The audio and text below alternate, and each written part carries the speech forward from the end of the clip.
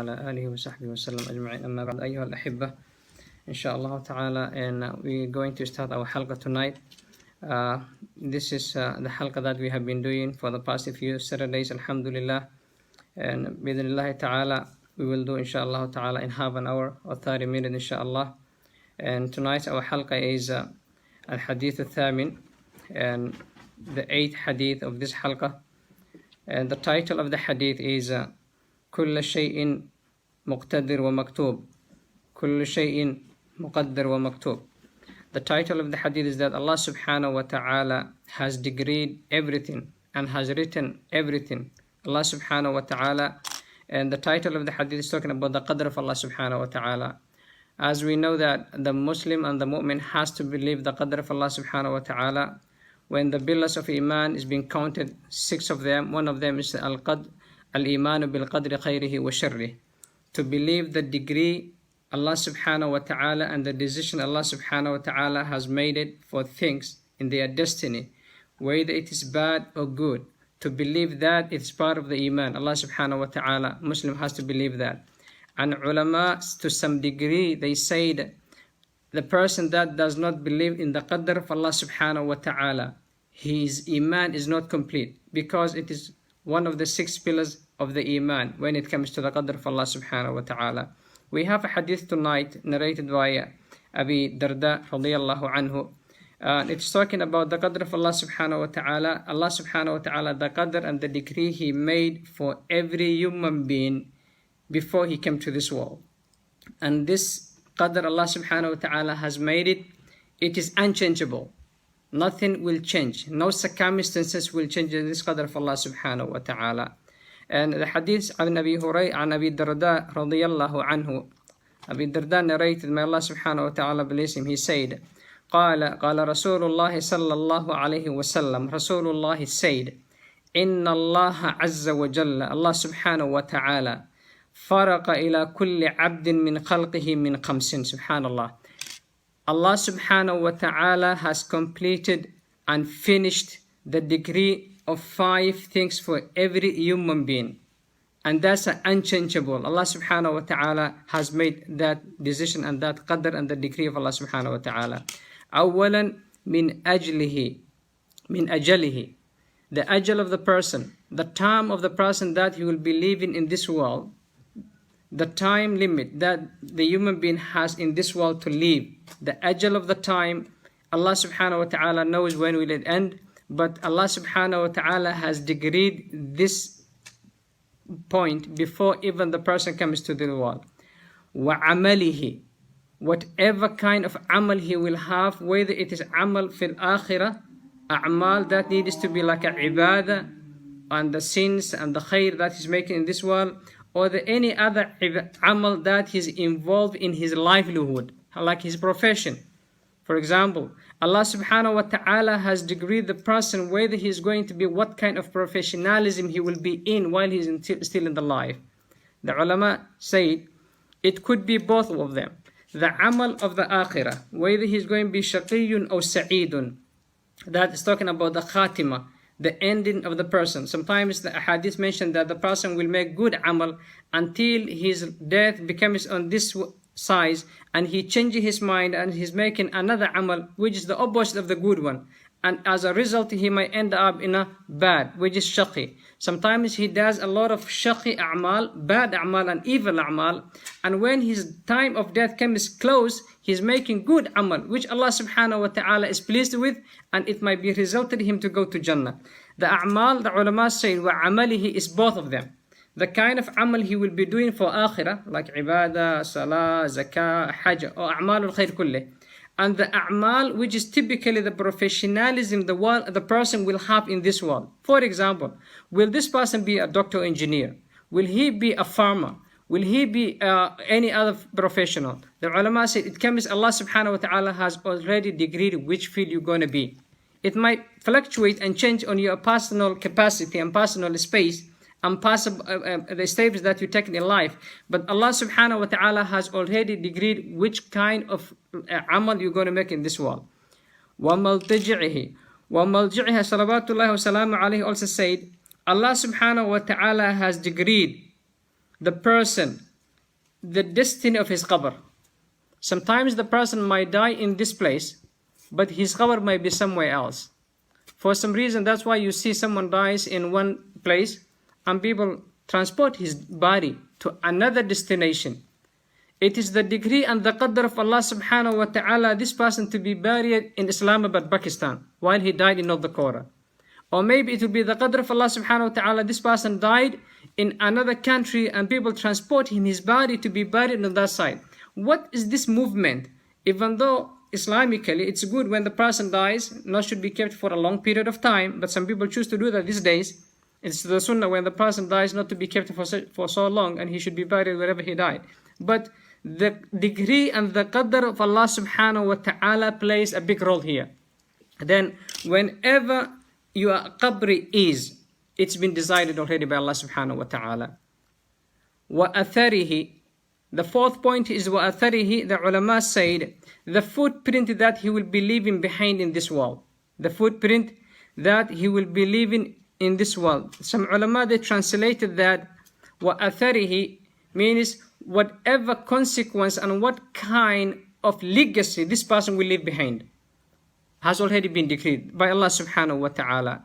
And the fifth point is wa rizqihi, the sustenance, the kind of rizq that you're going to have, Allah subhanahu wa ta'ala has already decreed, and that is not going to change anything. Whether you're going to be a millionaire, whether you're going to be a billionaire, whether you'll be living in a middle class, whether you'll be living in a low class, whether you'll be living in a poverty, Allah subhanahu wa ta'ala has already decreed in this kind of rizq that you're going to get it. And it might not increase no matter how much you try. It might not decrease how lazy you are. But keep in mind that the sabab and the movement that you're making is required for you to seek a sustenance and rizq. And that also part of the qadr of Allah subhanahu wa ta'ala. This hadith is narrated by Imam Ahmad ibn Abu Asim fi Sunan. And this hadith is sahih. Subhanallah. And there's another hadith that explains the same thing, but it comes from Anas ibn Malik, it comes from Abu Darda himself, it comes from Abdullah ibn Mas'ud. And it's been mentioned that this 5 decree Allah subhanahu wa ta'ala has made, the ulama says, is Lawhul Mahfud, the big kitab which Allah subhanahu wa ta'ala has it. This hadith does not mention when this qadr and this decree has been written. The timing does not mention when did it happen this. But the ulama say this kind of decree and the qadr Allah subhanahu wa ta'ala has already written happened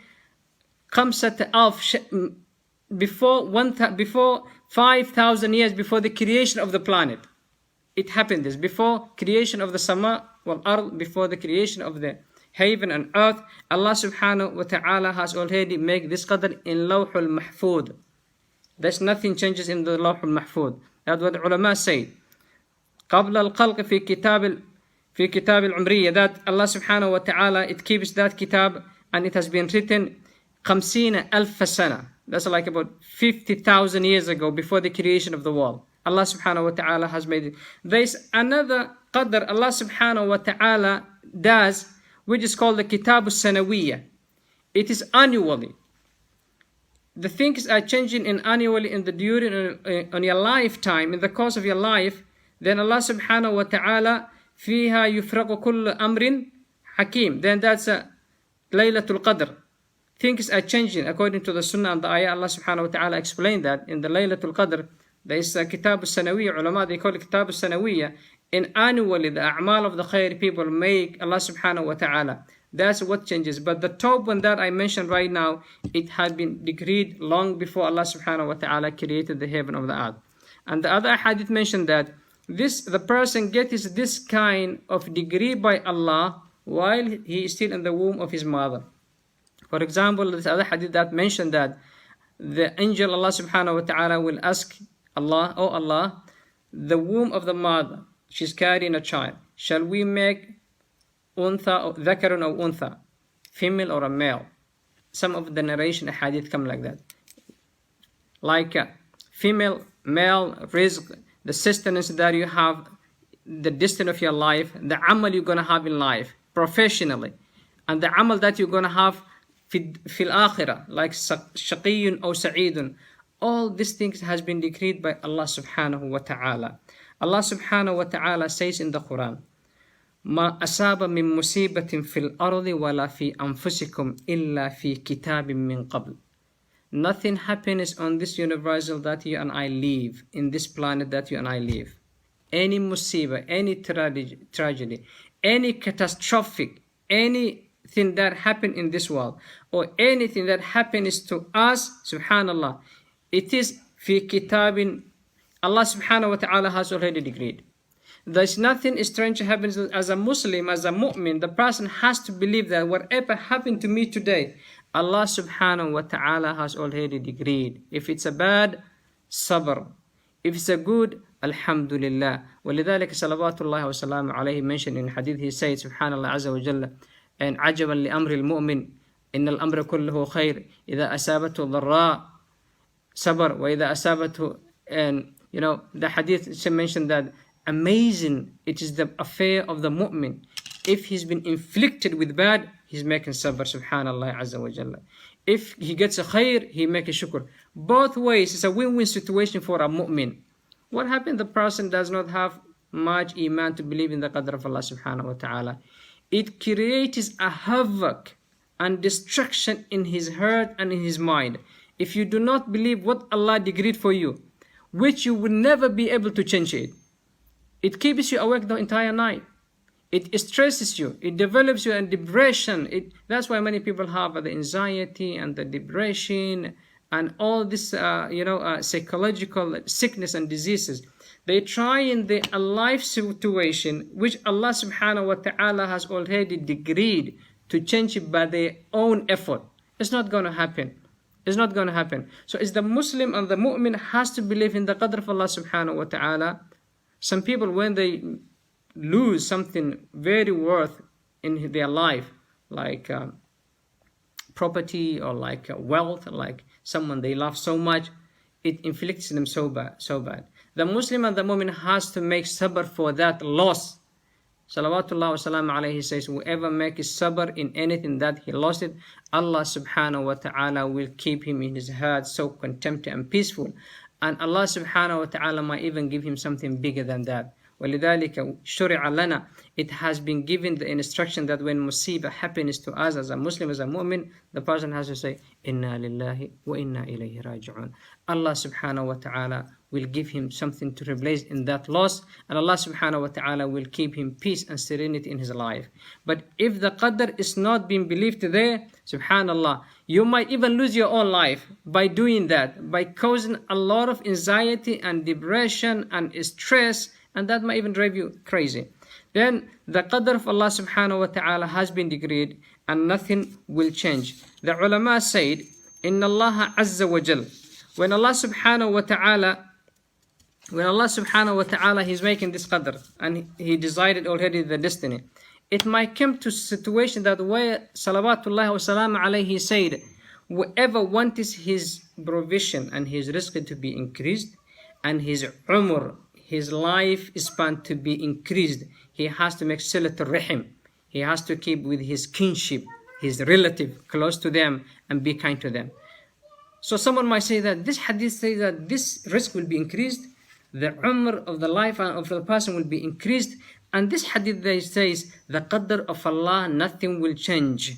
Allah azza wa jalla faraqa ila kulli abdin min khalqihi. Then how we combine this contradiction? It is not contradicting, subhanallah azza wa jalla. The ulama, they put these things together. They say, when Rasulullah said that if you are good to a kingship, you are a relative, and the qaraba and the rahim, and you help them and you kind to them, Allah subhanahu wa ta'ala, when He means we make your lifespan increase, your umruk, and Allah will increase your rizq, your provision and the sustenance. Allah subhanahu wa ta'ala mean it, the ulama said it mean it in terms of the barakah and the blessing, subhanallah. In terms of the barakah and the blessing. The person will be given this guaranteed if he does that for his relative or for his qaraba, for rahim. But in terms of the barakah, means for example, you live in 45 years or 50 years of your life, and you're a very good person. Very person that Allah subhanahu wa ta'ala and help him to be kind to his relative or the qaraba or the rahim. Then when Allah subhanahu wa ta'ala mean you increase your umr and increase your rizq, means that this period of time that you have will be more blessed than person who have 100 years of life. So the blessing will make everything look bigger than they look physically. Someone, his time come to 50 years, 55 years of his age in life, but whatever good he left behind, the legacy he left behind, the athar he left behind, the footprint that he left behind, subhanallah, people will talk about for 100 years to come, or many more years to come after his death, subhanallah azza wa jalla. For example, some of the ulama, they wrote a kitab in fiqh, in hadith or tafsir, subhanallah. They left this one about 1,000 years ago, or maybe 100 years ago, subhanallah. Allah subhanahu wa ta'ala blessed their umr by keeping what they wrote to the ummah until the day of the Qiyamah, subhanallah. What a blessing and what a barakah, subhanallah azza wa jalla. So it does not contradict. It does not contradict. The umr will be blessed, the rizq will be blessed, and you will have more than anybody else thinking. But the ajal and the destiny Allah subhanahu wa ta'ala wanted you to live, it is fi kulli ajalin musamman. Allah subhanahu wa ta'ala decreed that. It is in Lawh al-Mahfud, the big kitab that Allah subhanahu wa ta'ala has written قبل الخلق, the heaven and the earth, before the creation of the heaven and the earth, ب50,000 سنة. That's ب50,000 سنة. That's 50,000 years before the creation of anything else that we see in Allah subhanahu. Abi Darda, this hadith, it comes with ayat and the ahadith similar to that, but inshallah ta'ala, and we're trying to minimize it exactly how it is. عن أبي الدرداء رضي الله عنه, أبي الدرداء narrates, قال رسول الله صلى الله عليه وسلم, Rasulullah, he said, إن الله عز وجل, Allah subhanahu wa ta'ala, فرق إلى كل عبد من خلقه من خمس. Allah subhanahu wa ta'ala completed, Allah subhanahu wa ta'ala finished, Allah subhanahu wa ta'ala has decreed, Allah subhanahu wa ta'ala has made complete for every bani Adam, every servant, 5 things. Min ajalihi, time of his death. It's not going to change. Wa amalihi, whether it's going to be amal, which is professionalism that's going to be living in this world, as we mentioned, ulama mentioned it, whether you become a falah, like a farmer, whether you become a professional doctor, whether you become an engineer, whether you become any other field, it becomes amal al-dunyawiyya. It's also included amalihi, amal al-akhirah, shaqiyun or sa'idun, whether the person becomes a successful person in the akhirah, and whether he becomes unsuccessful, Allah subhanahu wa ta'ala has already decreed. There's another hadith which says that, okay, the person will be doing something khair, as I mentioned a little bit earlier, and at the end of his death, something will change, and that will cause him unsuccessful person. It was already in the qadr of Allah subhanahu wa ta'ala. It doesn't mean the qadr of Allah has changed. No, it's not. The qadr of Allah, it's unchangeable when it comes to that. وَعَمَلِهِ, it's only that it has been there. For example, when Umar bin Khattab happened this kind of a pandemic in his lifetime, and he called the Sahaba to back off from city that has been inflicted so much with pandemic, the kind of udhr and amrad. And the Sahaba said, Umar, this is a qadr of Allah subhanahu wa ta'ala. Allah subhanahu wa ta'ala had brought this sickness to the people. How are we going to run away from it? How are we going to be... don't we believe in the qadr of Allah subhanahu wa ta'ala? They say to Umar to that. And Umar said, نفر من القدر إلى القدر. We're running from the qadr of Allah and we're running towards the qadr of Allah subhanahu wa ta'ala. What he meant is that even by leaving this city, not to go to this city because of the pandemic, for us to make such a decision is the qadr of Allah subhanahu wa ta'ala already. كل ميسر بما خلق. Someone might say, the Sahaba asked Rasulullah sallallahu alaihi wasallam, if already been decided my destiny, whether I become Ahlul Jannah or Ahlul Nar, why do I bother making salah? Why do I bother, zakah, hajj? Because Allah subhanahu wa ta'ala has already decided where I'm going to be. كل ميسر بما خلق. Allah subhanahu wa ta'ala will make easy for you the birth and the road and the way Allah subhanahu wa ta'ala wanted you to be, to go to that good way of the Jannah. It will become easy for you to do that. Allah subhanahu wa ta'ala will make that easy for you, so it becomes like not a difficulty issue. For those who don't want in that good birth, Allah subhanahu wa ta'ala asks if they are facing a death time, they are not going to be able to do that. So it is the qadr of Allah subhanahu wa ta'ala, the kind of movement that we make in it. وَمَلْضِجِعِهِ, the ulama said, it means the third point, which is the qabr, the ulama, they combine two things. They say it's two things. It could be his qabr, as I mentioned, malji'ihi, where he's putting his jamb, his body. That means the last place where this person will be buried. The ulama also said, in another translation on this third point, malji'i means that in every spot that he's going to be living for some time in his life. For example, the person lives in America for 10 years, another 5 years in Saudi Arabia, another 7 years in Africa, another 10 years for Australia. All these things, the qadr of Allah subhanahu wa ta'ala. In every second, his maskan, the residential, and wherever he lives in that person, also is the qadr of Allah subhanahu wa ta'ala. Nothing Allah subhanahu wa ta'ala left for this person to be written on it. So it's his qabr, which is the fundamental, where the person dies in here, and the people will transport his body to be buried in that place. That's the destiny of Allah subhanahu wa ta'ala decreed. In the same time, while he's still alive, whatever movement he's making it, and wherever he's going to live, it has already been decreed, subhanallah azza wa jalla. And the fourth one was athar, the legacy the person is going to leave is behind, and the footprint that is going to leave behind. The ulama also said, wa atharihi could be mean that the kind of harakat the person is making it, the movements in his life that is making it, Allah already has been decreed, subhanallah azza wa jalla. And the last point this hadith been mentioned was the rizq, Allah subhanahu wa ta'ala, the sustenance, the provision, Allah subhanahu wa ta'ala, the earning, how we earning and how much we getting, Allah subhanahu wa ta'ala has already made and decreed. Nothing is going to happen and nothing is going to change. And as I said, this is ulama, they said it is in Lawhul Mahfud, the big kitab Allah subhanahu wa ta'ala decreed and designed before the creation heaven and earth, قبل الخلق ب50,000 سنة. The ulama also said there's a kitab al-sanawiyya when it comes to Allah subhanahu wa ta'ala. Allah subhanahu wa ta'ala says in the Quran, فيها يفرق كل أمر حكيم, and that's ليلة القدر. وآخر دعوانا أن الحمد لله رب العالمين وصلى الله وسلم على نبينا Muhammad. Inshallah ta'ala, may Allah subhanahu wa ta'ala make us understand and make an amal about it. May Allah subhanahu wa ta'ala reward us for sitting here and learning the hadith of Rasulullah sallallahu alayhi wa sallam. Keep in mind, inshallah ta'ala, the person sitting in the masjid, subhanallah, the person is still in salah, ma kanat as-salatu tahbizu, subhanallah azza wa jalla. Rasulullah, he said, the person will remain in salah and he will be given the reward of the salah as long as he's in the masjid and he's waiting for the second salah, subhanallah. It's a great reward. May Allah subhanahu wa ta'ala give us the tawfiq of understanding and making amal. Wa akhiru da'wana an alhamdulillahi rabbil alameen wa sallallahu wa sallam ala nabiyyina Muhammad.